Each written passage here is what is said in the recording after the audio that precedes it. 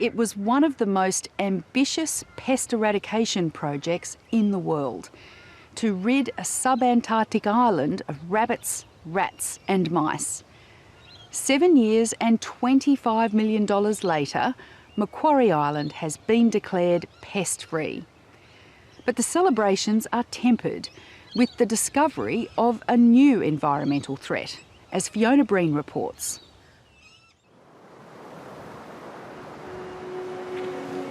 It's a long and lonely haul across the icy Southern Ocean from Macquarie Island to Hobart.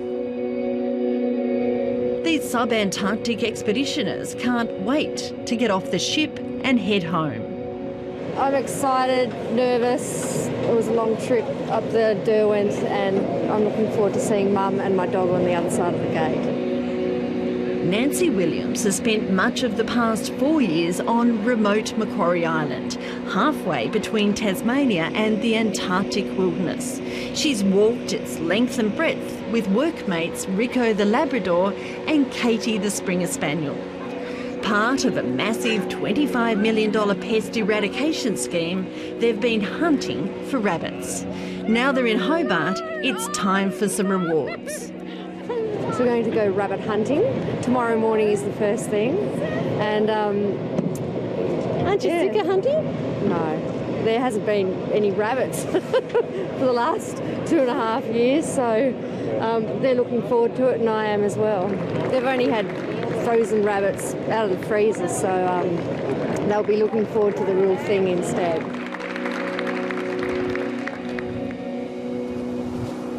Rabbits, rats and mice are a legacy of a long line of visitors to Macquarie Island that goes back to sealers in the early 1800s. The rabbits were deliberately introduced as a fresh food source.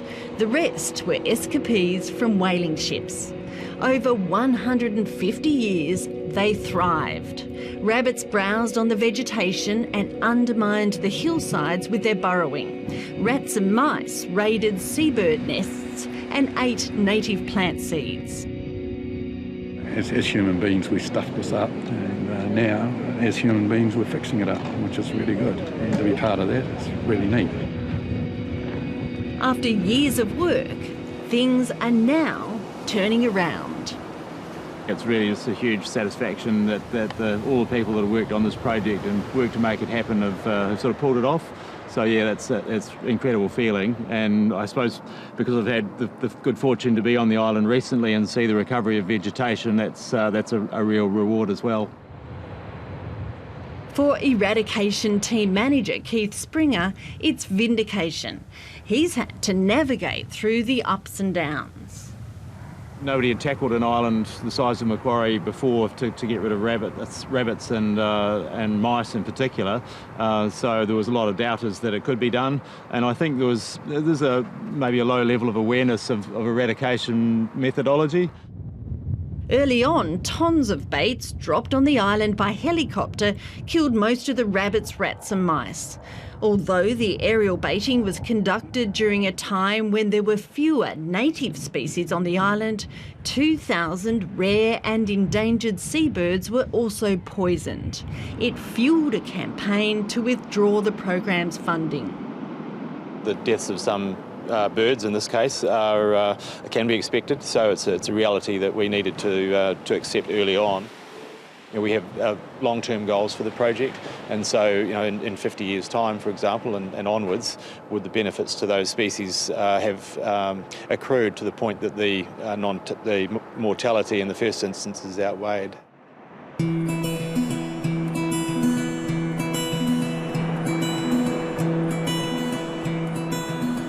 The ABC has followed the eradication program from the start.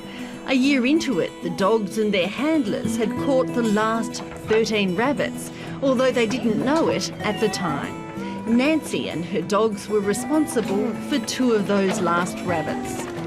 Katie and Finn detected where it was, in a rock stack, set some traps and got that rabbit successfully, and it was fantastic for the dogs to finally have a fresh rabbit as well, not something that's been pulled out of a freezer. And the second one was down at Petrel Peak. Katie came across that sign, one rabbit dropping in a bird's nest on top of a hill. By 2012, when Landline returned to Macquarie Island, there were already signs of success. Here at Green Gorge, about halfway down Macquarie Island, there's a remarkable transformation taking place. Hillsides, once devastated by burrowing rabbits, are slowly coming back to life. You can see healthy young shoots springing up under the tall tussock grass. Leafy megaherbs and the endemic Macquarie Island cabbage are thriving. Their leaves, normally nibbled to the stems by rabbits, are perfectly formed.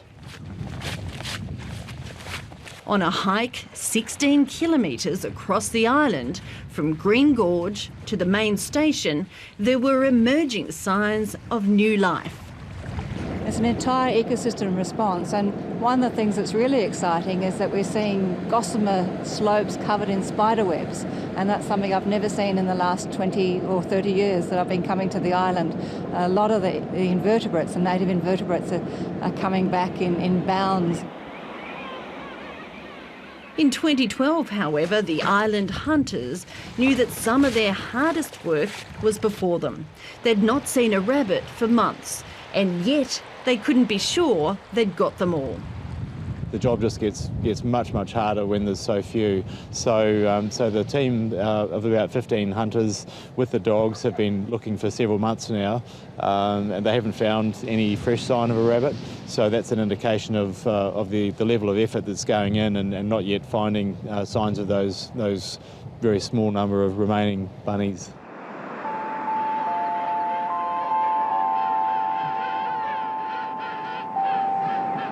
Now, 2 years later, they've finished the job.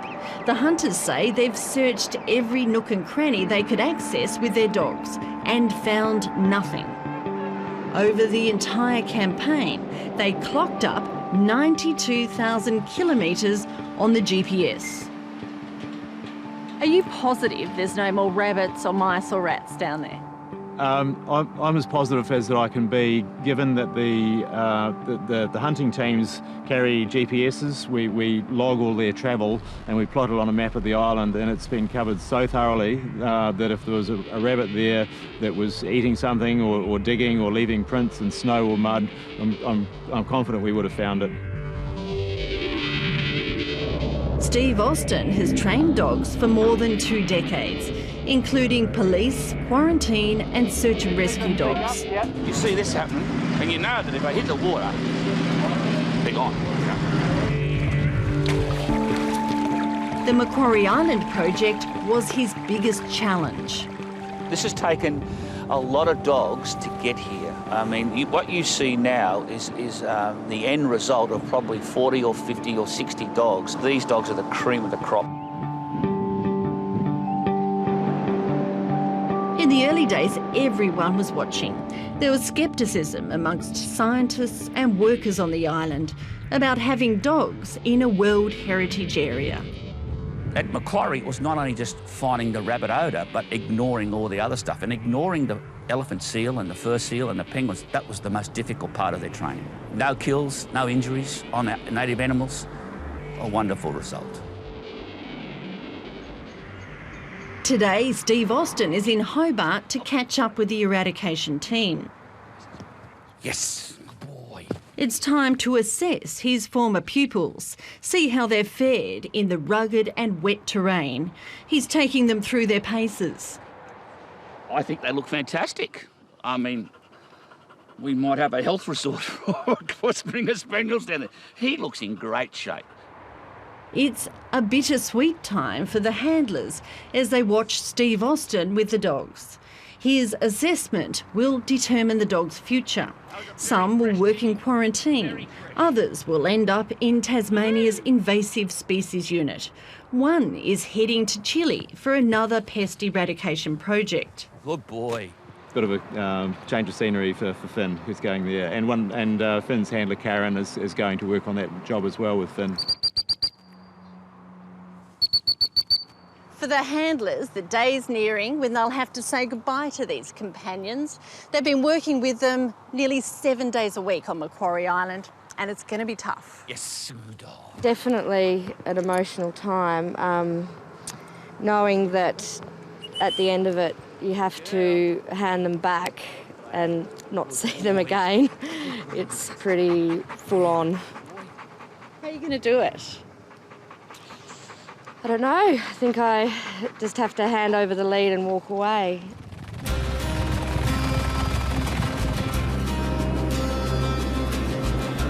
Now the pest eradication team has left Macquarie, its population has dropped from 30 to 16. The World Heritage listed spot will continue to be a research base for Australia's Antarctic Division and Tasmania's Parks and Wildlife. Macquarie Island's problems, however, are not over. Scientists have uncovered another environmental disaster. Massive areas of vegetation across the plateau are dying, and then they erode out, and then they're blown away. And so we're actually getting instability in the higher parts of the plateau, as well as losing the major keystone species for Macquarie Island's plateau vegetation. Ecologist Jenny Wynnum has worked on Macquarie regularly for the past 30 years. About 5 years ago, she noticed patches of vegetation dying on the island's high plateau. It was the start of a rapid decline for the endemic cushion plant known as Azorella. We know that it's probably related to a combination of effects, likely to be things like changes in the patterns of weather. Everybody who's been going for a long time has noticed longer, drier periods, changes in the wind direction. However, we have isolated a few pathogens from the plants, but we don't know if these are actually the cause, the primary cause of the dieback, or whether they're secondary. Azorella covers 90% of the plateau, which is in itself a huge part of the landmass of Macquarie Island. While rabbits did nibble on these plants, scientists say the dieback continued even after the rabbits were gone. It is a keystone species, important for a whole lot of other plant and invertebrate species, and so losing Azorella in such a large extent is quite a significant blow for the island at a time when most of the other vegetation is recovering. In a desperate effort to save the now critically endangered plant, scientists have set up an orchard on the north end of the island. They've had some success. The first seeds have been produced. At the rate the entire upper plateau is dying, they could end up being the last Azorella plants on the island. At least for now, one battle is over. These dogs and their trainer have done their job. Their legacy will live on Macquarie Island. We've got it pest-free, rabbit-free, and that now will go back to its original state, which is a World Heritage Area. And these guys were part of making that successful. To see them now come back so healthy and happy and be a part of that great result, it's just the highlight of my career, by far, by far.